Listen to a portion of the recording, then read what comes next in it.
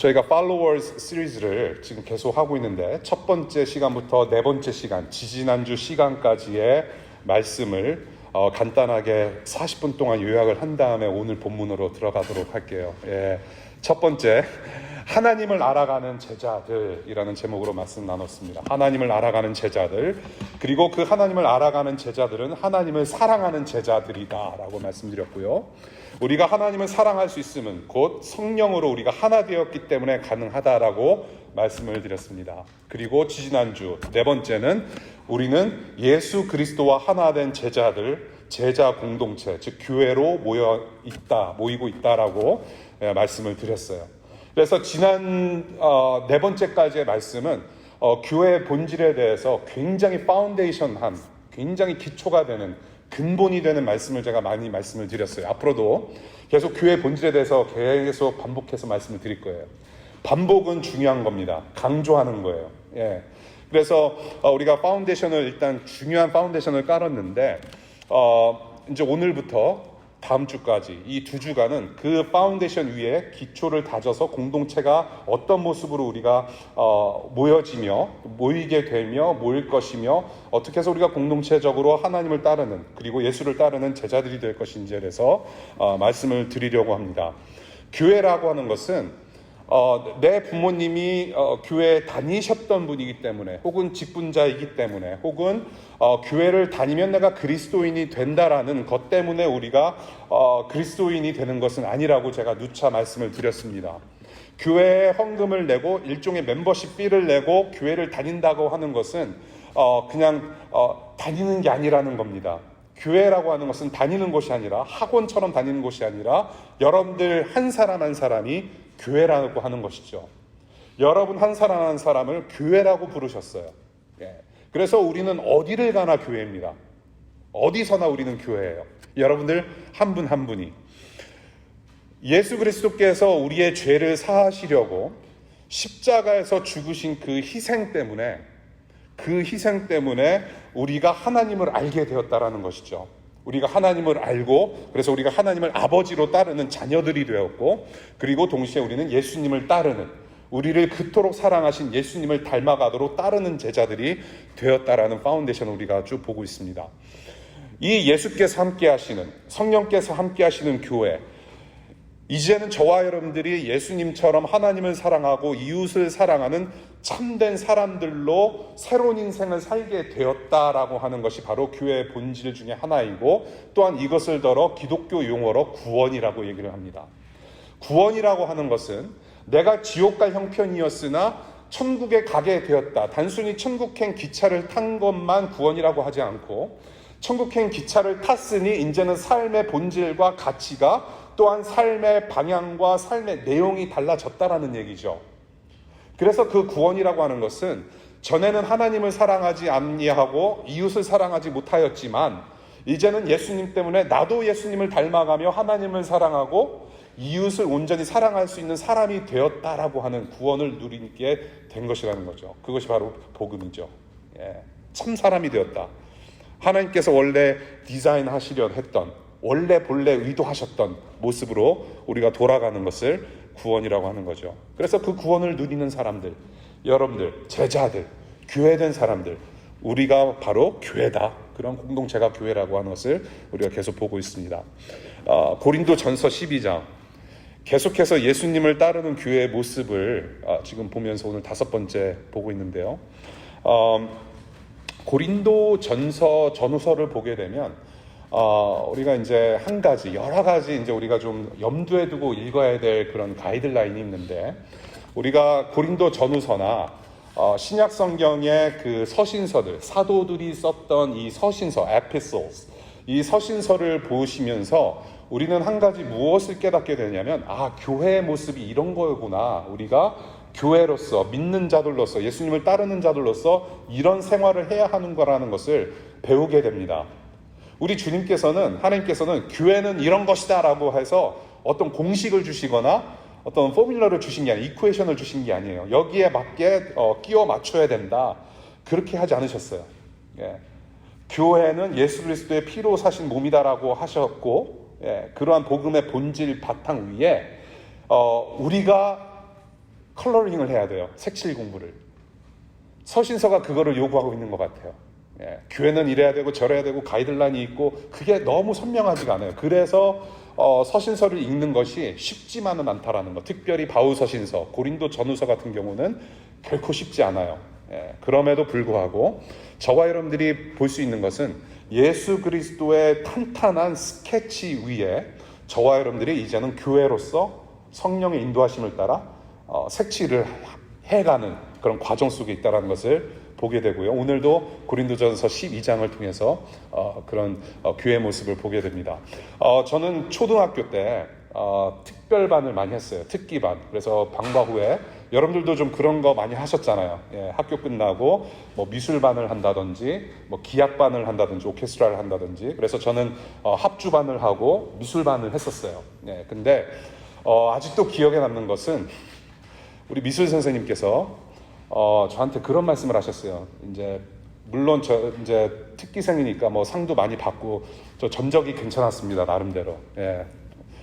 별로 이렇게 믿지 않으시는 좀 이렇게 얼굴로라도 좀 칭찬해 주세요. 비록 30년 지났지만 저희 선생님께서 뭐라고 하시냐면 주영이는 스케치는 참 잘하는데 색깔이 컬러링 하는 게 조금 부족하다. 예, 그것을 몇 번 지적을 하셨어요. 예, 그게 아직도 맴돌아요. 그러니까 칭찬은 아닌 거예요. 예, 이 어린 가슴에 아직도 상처가 되고 스케치는 잘하는데 컬러링을 못한다. 우리 주님께서 예수 그리스도의 십자가 보혈로 스케치를 잘 하셨어요. 예, 이제는 컬러링, 그 색칠을 누가 색칠을 해야 되냐면은 우리가 해야 되는 것인데 저와 여러분들의 능력으로 하는 것이 아니라 이제는 성령님께서 예수와 하나 된 저와 여러분들이 함께 하기 때문에 멋진 그림을 만들어낼 수 있다는 것이죠. 예, 그래서 오늘 고린도전서 12장을 통해서 하나님을 따르는 교회의 모습이 무엇이고 우리가 어떤 색칠을 해야 되는지를 세 가지로 좀 나눠서 볼까 합니다. 첫 번째 23절입니다. Special honor. 나는 당신을 세워주겠습니다. I will lift you up. 22절과 23절 9절을 보시면요. 한글로는 따로 문장이 되어 있습니다. 두 가지 문장으로 two different sentence로 되어 있는데 원래 원문으로는 22절과 23절이 한 문장입니다. 그리스어로 한 문장인데 이 한 문장 보면은 약하게 보이는 지체들 그리고 덜 명예스러운 것으로 여길 수 있는 지체들이 교회 안에 있다라고 말을 하죠. 예. 약하게 보이는 지체들 덜 명예스러운 것으로 여겨지는 지체들 그런 지체들을 세워주는 곳이 교회라고 가르쳐요. 예. 세우라, lift them up. 약하게 보인다, 뭐 덜 명예롭게 보인다. 이것은 사실은 온전치 못한 사람들의 입장이자 그런 사람들의 시각인 거죠. 비교를 하는 거예요. 비교. 예, 나보다도 좀 덜 해 보이고 나보다도 조금 덜 명예스러운 일을 하는 것 같고 저 사람은 저 사람보다 좀 더 잘하는 것 같고 더 두각이 드러나 보이고 하기 때문에 더 중요한 것 같고 그렇게 비교의식이 교회 안으로 들어왔다는 얘기예요. 예, 여기서 한 가지 첨언을 드리자면 우리가 초대교회라고 얘기를 많이 하지 않습니까? 뭐 에베소 교회나 고린도 교회나 여러 교회들을 우리가 성경상에서 보게 되는데 결코 이런 초대교회들 2000년 전에 막 생겨난 교회들은 온전한 교회가 아니었어요. 세상에 존재하는 교회들은 다 온전치 못합니다. 사람들이 모여있기 때문에. 이 고린도 교회도 마찬가지인 거예요. 질서가 없었어요. 여러 가지 성령의 은사 때문에 질서가 없는 예배를 드리면서 바울이 그 소식을 듣고 편지를 쓴 거죠. 예. 근데 이제 비교가 있는 거예요. 비교 의식이 생겨나면서 덜 명예스러워 보이고 덜 좀 약해 보이는 그러한 평가들이 있었던 것 같아요. 그런데 약해 보이지만 약하지 않고 덜 중요해 보이지만 덜 중요한 게 아니라는 거죠. 교회는 그래도 이렇게 약해 보이고 덜 명예스럽게 보이는 지체들도 반드시 있어야 하는 예수 그리스도의 몸의 한 부분이다. 이 사람들도 교회라고 하는 것을 사도 바울이 가르치는 거죠. 저와 여러분들도 그렇지 않습니까? 우리가 이제 교회를 지체, 교회의 어떤 예수님의 몸의 한 부분이라고 표현을 하는데 저와 여러분들도 우리가 이렇게 몸을, 신체, 육체를 사용하면서 덜 사용하는 부분들도 있지 않습니까, 여러분들? 예, 그렇죠. 자주 사용하지 않는 몸의 어떤 부분들이 있을 거예요. 쉽게 말씀을 드리자면, 손가락 중에서 여러분들, 가장 안 쓰는 손가락이 뭔가요? 주로 코를 파지 않거나, 뭐 이렇게 포인트 하지 않거나 하는 손가락이 뭐가 있을까요? 예, 이쪽 손가락이죠. 예, 이쪽 손가락. 제가 뭐 일일이 다 제가 말씀드리지 않을게요. 이 손가락으로 뭐라고. 왜냐면 좀 위험한 그런 손가락이 있기 때문에 요즘 시대에서. 이 네 번째 손가락은 잘 사용하지 않아요. 예, 사용하지 않아요. 예.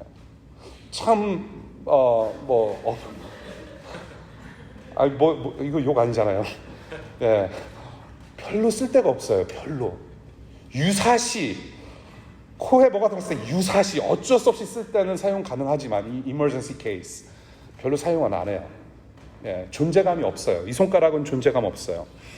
아주 약하기도 해요. 힘도 별로 없어요. 그런데 손에서는 반드시 있어야 돼요.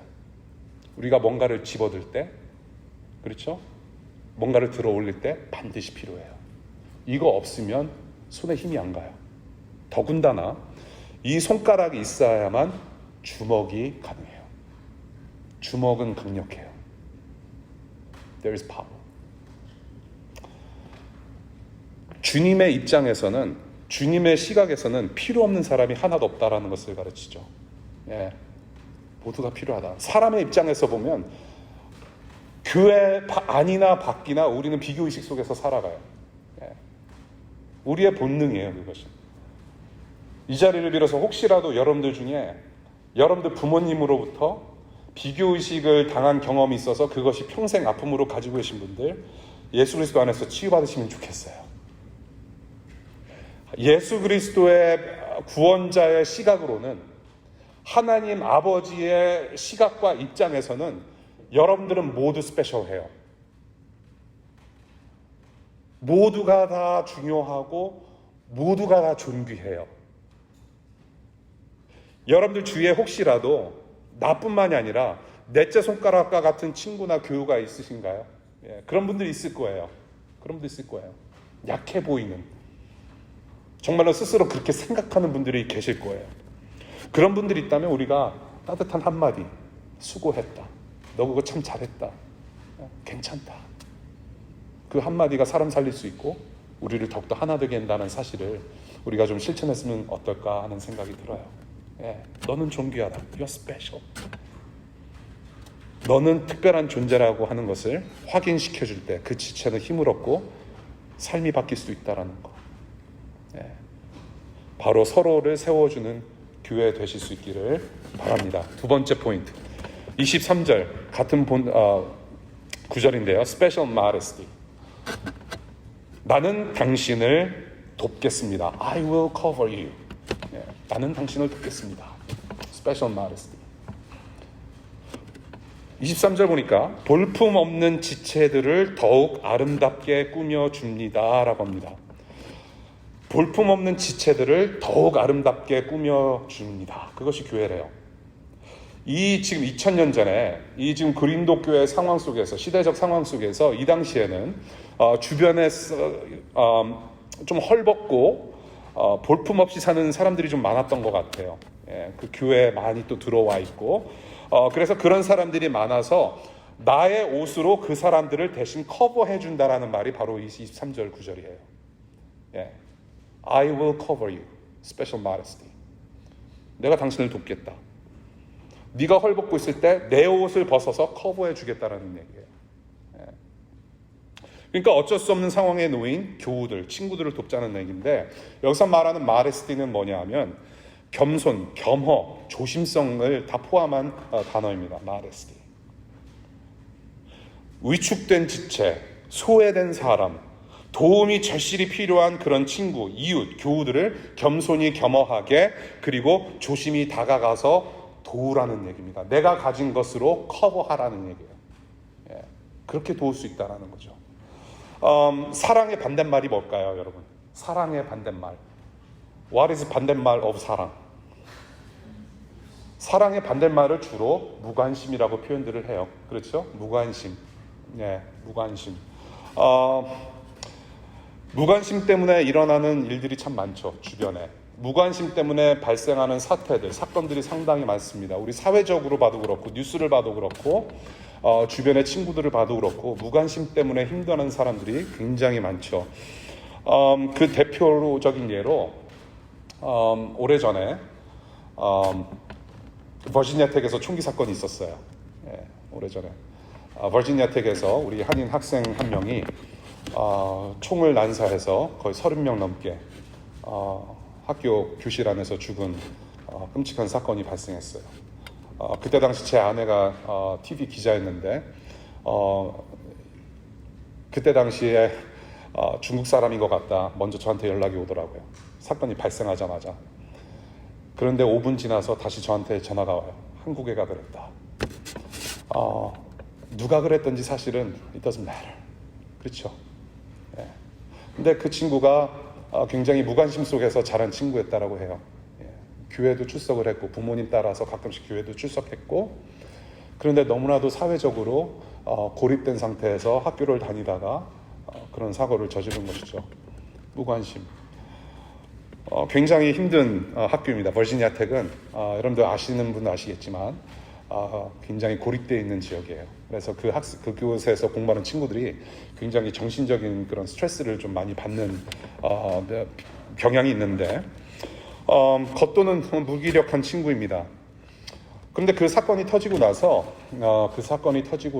제가 그 부모님들을 자주 뵙고 위로해드렸던 그런 분으로부터 직접 들은 얘기인데 사실 이렇게 큰 사건이 터지면 사실 한국 같으면 그 부모는 생매장입니다. 예, 마귀 사냥. 예, 부모가 누구인지 다 드러나요. 예, SNS에 쫙 퍼집니다. 그 부모가 누구고 어디 살고 그런 부모님들을 공격하기 시작을 해요. 그런데 이 지금 총기 사건의 주범이었던 이 학생의 부모님들한테 누가 다가가냐면 미국 사람들, 그리스도인들이 다가가서 오히려 위로금을 전달을 하고 위로의 편지들을 손편지를 써서 전달해 주더래요. 비록 너의 아들이 이런 사건을 터뜨렸고 소중한 생명들을 다 앗아갔지만 너도 아들을 잃지 않았느냐라는 거예요. 얼마나 힘들었겠어요. 그 친구와 부모님들도. 그러한 부모님에게 주위의 이웃들이 편지를 써서 위로하고 위로금까지 주더라는 얘기를 들었어요. 그것이 뭐예요?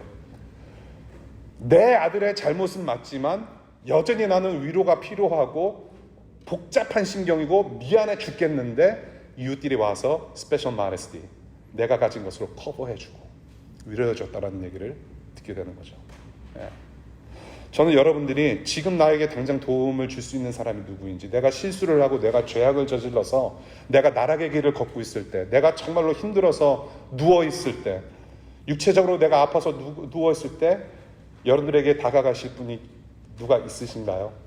정말로 그랬으면 좋겠어요. 예, 누군가는 있을 거예요. 우리 교회 안에서 또한 교회 밖에서 누군가가 분명히 있을 거라고 저는 믿어요. 또한 내가 가진 것을 벗어서 덮어줄 이웃과 교우는 누구인가? 주위를 둘러보면 분명히 있을 거예요. 여러분들도 이 미국 땅에서 DC에서 유학생활하면서 혹은 이민생활하면서 여러 가지 아픔이 있잖아요. 상처가 있고. 예, 저도 이민생활 30년 하면서 쌓인 것들이 상당히 많더라고요. 보니까 제가 안에 화도 많고 상처들이 있더라고요. 예. 우리의 삶은 정말로 온전치 못해요. 내가 도움을 받고 위로받기를 원하는 만큼, 내 상처가 아물어지기를 원하는 만큼 분명히 내 주위에도 누군가가 같은 마음으로 같은 상처를 가지고 살고 있다는 것을 기억하면 좋겠어요. 예. 서로 도와가는, 서로 커버해주는. 예. 제가 외로울 때요, 우울해지는 경우들이 있어요. 예. 우울할 때 여러 가지 이제 그 처리 방법이 있어요. 처리를 해야 되잖아요. 그러한 어떤 고비를 처리를 해야 되는데 여러 가지 처리하는 방법을 이제 제가 언젠가는 여러분들한테 좀 쉐어를 하고 싶어요. 제가 줌으로 저의 근황과 여러분들 저의 근황을 굉장히 궁금해하시는 분들이 계시더라고요. 연예인도 아닌데. 여러분들 세상에서 가장 쓸데없는 고민이 걱정이 연예인 걱정하는 거잖아요. 근데 저에 대한 걱정을 많이 하시고 궁금해하시는 분들이 많아서 한번 줌으로 만날까요? 다 모일 수는 없으니까 저희 집에서. 근데 제가 그런 고비를 넘기는 한 가지 방법은 뭐냐면 나처럼 힘들어하고 있는 사람에게 연락을 해요. 그러면 그 순간에 치유가 있더라고요. 헨리 나우엔이라는 분이 쓰신 책 이름이 바로 상처 입은 치유자라는 책이거든요. 상처 입은 사람만이 다른 사람의 상처를 이해할 수 있다는 거예요. 그때 오히려 제게 위로가 되고 앞으로 또 나아갈 수 있는 힘이 되더라고요. 교회는 상처 입은 사람들이 오는 곳이에요. 한 사람도 의인이 없다라고 주님께서 말씀하셨어요. 다 죄인이고 다 허물이 많고 다 상처가 있고 회복이 필요한 사람들인 것이죠. 우리 교회 안에서 또한 교회 밖에서 좀 서로 커버해주고 I will cover you with what I have. 그러한 사랑이 좀 실천될 수 있는 교회일 수 있기를 바랍니다. 세 번째 포인트 24절이에요. No special treatment. 나는 당신과 나누겠습니다. I will share with you. No special treatment. 나는 special treatment. 나는 특별한 트리트먼트를 받지 않겠다. 24절 보면 그러나 아름다운 지체들은 그럴 필요가 없습니다. 하나님께서는 몸을 골고루 짜 맞추셔서 모자라는 지체에게 더 풍성한 명예를 주셨습니다. 라고 가르칩니다. 내가 누릴 수 있는 것을 포기를 하면서 나는 타인을 도울 수 있는가라는 질문이에요. 내가 누릴 수 있는 것을 포기하면서 다른 사람을 도울 수 있는가? 나는 남보다 조금 더 특별하니까, 남보다 조금 더 뭔가를 잘하는 것 같고 두드러지기 때문에, 내가 조금 더 앞장서 가는 거기 때문에 나는 조금 더 특별하다. 그러니 나는 이 공동체 안에서 좀 더 편하게 있어도 된다라는 생각을 하지 말라는 얘기예요. No special treatment for yourself. 내가 누릴 수 있는 권리, 그 privilege의 포기를 얘기합니다. 이게 굉장히 힘들어요, 사실은. 나는 이만큼 누릴 수 있는 자격이 분명히 있음에도 불구하고 이것을 야금야금 조금씩 혹은 전체를 포기하는 것 자체가 굉장히 힘들어요. 그게 힘들어요. 잘 생각해 보세요. 나는 특별하다, 나는 이러한 권리가 있다라고 주장할 때 여러분들 잘 생각해 보세요. 그때 관계 깨지고 공동체가 무너져요. 나는 목사이기 때문에 목사로서의 권리를 주장할 수밖에 없다라고 했을 때는 그때 공동체 깨져요. 나는 이 교회 10년을 다녔고 10년 동안 이 교회를 섬겼고 나는 직분이 장로고 집사이기 때문에 나는 이러한 대접을 받을 수 있는 자격이 충분히 있다라고 생각하고 행동으로 실천에 옮길 때 교회는 깨져요. 그게 우리의 현실이에요. 교회 밖에도 똑같습니다, 여러분. 나의 권리가 누군가에게는 총과 칼이 될 수 있다는 거. 그 권력을 가지고 무엇을 하느냐가 중요한 거죠. 어떻게 그 권력을 사용하느냐. 내가 좀 불편하더라도 공동체가 함께 유익을 나누고자 하는 그런 훈련이 없다면 저와 여러분들이 세상에 나가서 빛과 소금의 역할을 제대로 감당할 수가 없죠. 안에서 새는 바가지 밖에서도 새야 되는 건데 그 진리가 우리 한민족의 진리지 않습니까? 안에서 새는 바가지 밖에서도 새야 된다.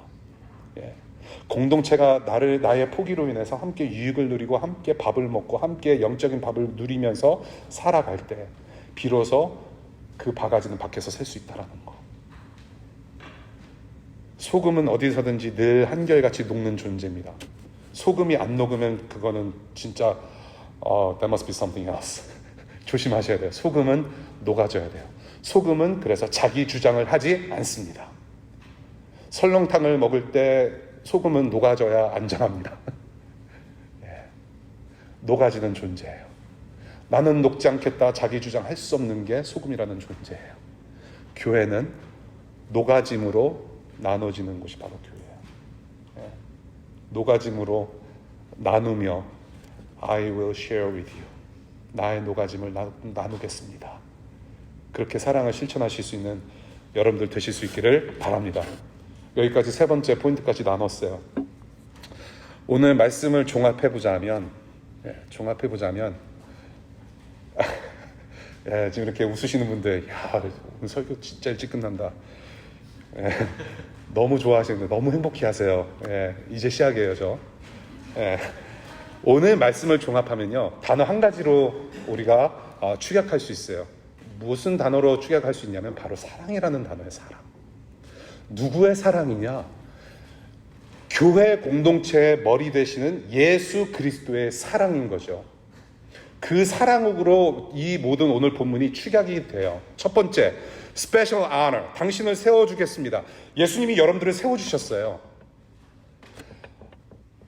예수님의 그 행적을 우리가 쭉 복음서로 보게 되면 병자들을 세워주셨죠. 소외된 자들을 세워주셨죠. 각종 사회에서 고립되어 있던 여인들을 세워주셨죠. 사회적 약자들을 세워주셨죠. 죄인으로 취급된 낮은 자들을 이렇게 세워주신 분이 바로 예수님이세요. 그리고 자신의 십자가 위에 세워짐을 당하심으로 죄인인 저와 여러분들을, 허물 많은 저와 여러분들을 특별하고 명예로운 하나님의 자녀로 세워주셨다는 거죠. 그 바로 예수님께서 하신 일이에요. 사도 바울은 지금 이 고린도 교회에게 편지를 보낼 때 뭔가 자기가 뭔가를 만들어내서 어떤 교훈을 보낸 것이 저는 아니라고 생각을 해요. 어떤 영적인 spiritual principle을 자기가 스스로 고안해내서 만들어내서 뭔가를 something new를 가르치는 것이 아니라 사도 바울은 예수님을 생각했던 거예요. 예수님이 우리를 세우셨기 때문에, 바닥에 있던 자들을 세우셨기 때문에 우리도 그렇게 세워져야 된다. 서로 세워져야 된다. I will lift you up. 바로 예수님께서 하신 일이에요. 두 번째, special modesty. 당신을 도와주겠습니다. 예수 그리스도께서 십자가에서 흘리신 피가 저와 여러분들의 죄와 허물을 씻으셨어요. 그리고 새 옷을 입혀주셨어요. 의의 옷이라고 하는 새로운 옷을 입혀주셨어요. 죄인의 옷이 아니라, 허물 많은 옷이 아니라, 누더기 옷이 아니라 천국의 옷을 입혀주셨다. 생명의 옷을 입혀주셨다라는 거죠. 예수님께서 하신 일이에요. 그리고 지금도 중보자로서 보혜사 성령으로 저와 여러분들을 늘 도우세요. 내가 혼자 사는 인생 같지만 지금도 이 DC에서 생활한 나를 늘 도우시고 인도해 주시고 깨닫게 하시고 다듬어 주신다라는 거죠. I am helping you out. Special modesty. 내가 너를 커버해 주겠다. 내 피로. 그게 예수님께서 하신 일이에요. 세 번째, no special treatment. 당신과 나누겠습니다. 예수님의 행적을 보면 예수님의 삶 자체가 섬김이에요. 내가 봉사해야지. 이제 단기 봉사 나갑니다 하고서 제자들 12놈, 죄송합니다. 남자들이라 그래요. 남자애들 12명 끌고 막 다닌단 말이에요.